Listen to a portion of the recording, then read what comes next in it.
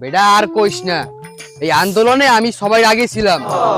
পুলিশে যখন গুলি করে আমি তো সবাই আগে আগে দৌড়েছি। পুলিশের গুলির সময় আমার পার নিচ দিয়ে বলে একটা মিছিল চলে গিয়েছে। যখন গুলি করে, এই যখন রাবার গুলি মারছে, এই মোর দেখি হাতে লক দিয়ে একটা বাইরে গেছে। এই যে চিহ্ন দেখোস, পুলিশে যখন ডাইন দিক দিয়ে দাও দিত, মুই বাও দিকে দৌড়িতাম। মোর লাগে ওই করিমও ছিল বেটা, ও তো বেটা কই গেছে, মিছিলে হারাই গেছে, ওর আর খুঁজতে পাই নাই। বুঝছো, এই মিছিল যে করছি, এখন যে দেশটা স্বাধীন হয়েছে, এটা ভালো লাগতেছে না, ফিল হইতেছে না শরীরে। এখন লদি যাই, সামনে যাই। ফকাত, কি অবস্থা দেশের যে হালচাল? এই 5 বছর তো লুকিয়ে লুকিয়ে ছিলাম, এখন তো একটু শরীরে আমেজ লাগে।